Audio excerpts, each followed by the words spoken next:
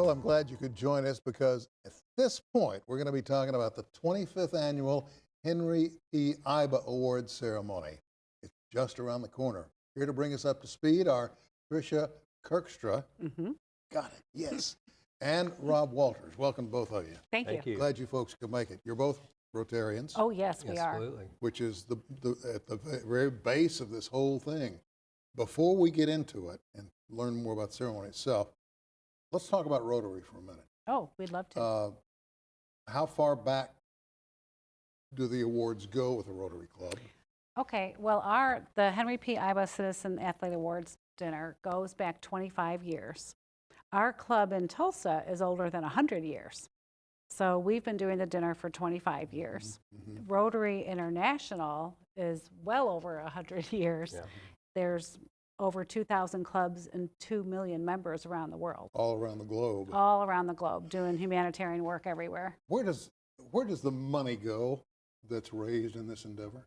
Okay, for our club, and there's Rotary clubs everywhere, we have the Rotary Club of Tulsa Foundation. So what we do is we grant money to other nonprofits in and around Tulsa, and then for our own endeavors that we have.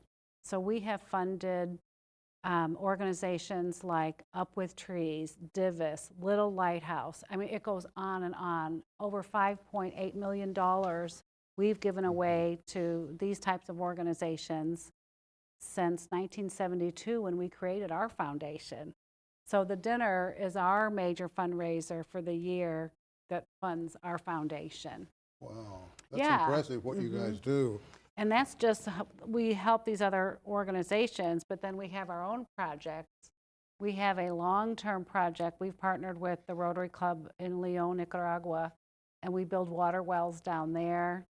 Wow. We support the Celia Clinton Elementary School in Tulsa. We have a group that goes out to that school every week and do good things with the students. I've noticed that Rotarians tend to have a little bounce to their step. Well, it's service before self is kind of one of our mottos, and when you give back, there's nothing greater in life, really, and it just permeates throughout every club, every location throughout the world, really. Essentially, what you're doing is paying it forward. Absolutely. I don't care how you phrase it, but that's what you're doing because your monies are investments in the future. And our time and our talent. So you come to become a Rotarian through your business. So you meet somebody in business, you're like, oh, you should join the Rotary. And so whatever your business is, you try to use your gifts to help your club too. So, and then you meet other folks and then you start doing business with them and becoming friends with them, and it's just a great brotherhood, really, Sounds fellowship. like a contagious brotherhood, if It you is. will. Now, you're not the only woman in, are you? Oh no, there's many women now in Rotary. Yeah. When did that start? I want to say 1988. I want to say the late 80s. And we've made a lot of movement fast. I'll bet you have. Let's talk about the awards ceremony itself. First of all, who is it named for? Oh. Well, Henry IBA was a iconic basketball coach at Oklahoma State. He coached a couple of Olympic teams, and the coaching tree that comes out of Henry IBA, it's the likes of Mike Krzyzewski and Bobby Knight, and he is an iconic coach that really put Oklahoma State basketball on the map, and he was just revered for what he did on the court as well as off the court, to be honest with you. Would have made a good Rotarian? Absolutely. Yes, and that's why we named the awards after him, because how he built good citizens, not just good athletes. When was he coach? What's period of time we talking about? Yeah, he goes back quite a ways, 50s, 60s, 70s. 1972, the big controversial game against the Russians when we won and then we didn't win. He was the coach on that team at the time. I remember seeing that on ABC's Wide World of Sports. I certainly sure do. Yep. That was IBA's team. Toledo. Yep. Was he from Oklahoma? I think he's from a small town in Oklahoma, I believe. I don't know. So. Which brings to mind something we talked about briefly earlier. Oklahoma is really an interesting state, and a number of reasons. You would think that a state where education in Oklahoma City is placed on the back burner, that athletics and music and the creative arts and all would be as well. But that's not the case. As a matter of fact, we have a very large number of athletes that go into incredible prominence. Why is that?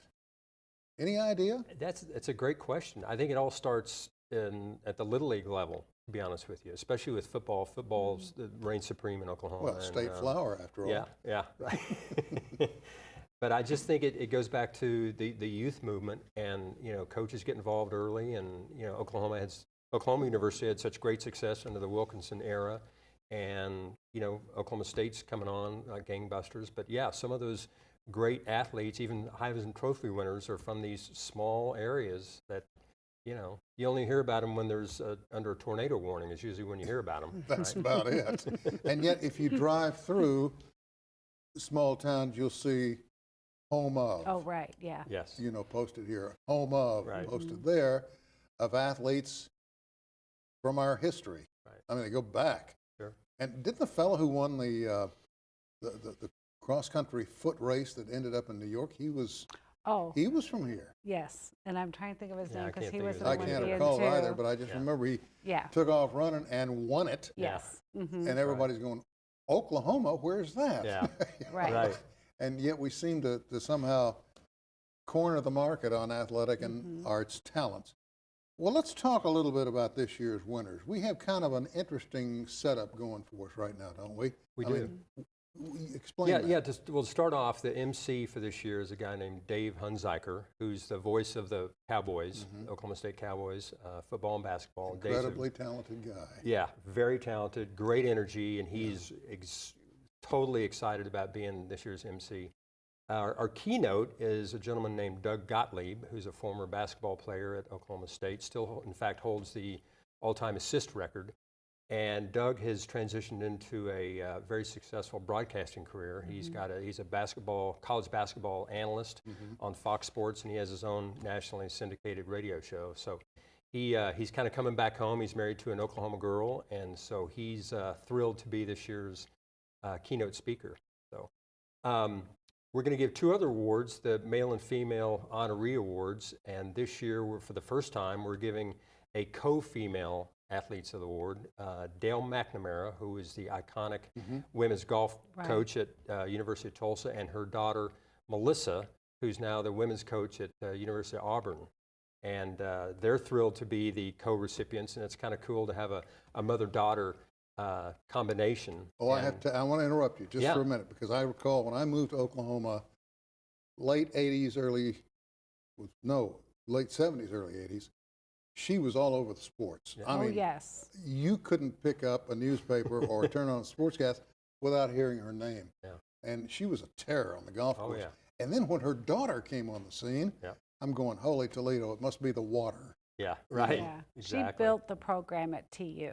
Really? They didn't have a women's golf program. And so she did it on a dime. And it'll be interesting to hear her story. That's what I love about the IBA dinner. We honor the athletes because they're good citizens. But then they have a chance to talk, and you hear these incredible stories. I can hardly wait to hear theirs.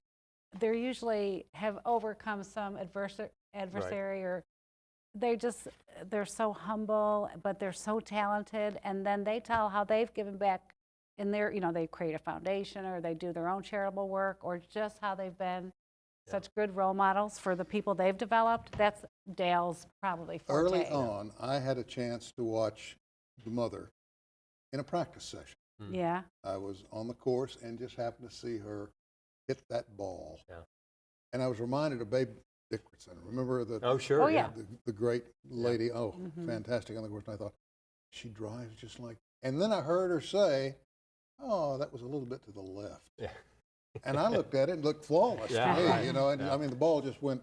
Look out. She was good. Dale will tell you that when she was a young golfer, her dad would say, "Walk like a woman, but hit it like a man," and she did, and her daughter, they probably still do. So. Oh, what a dynasty they've started! All right, now, when and where?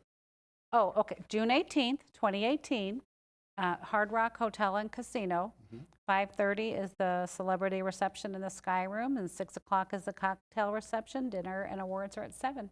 With tickets?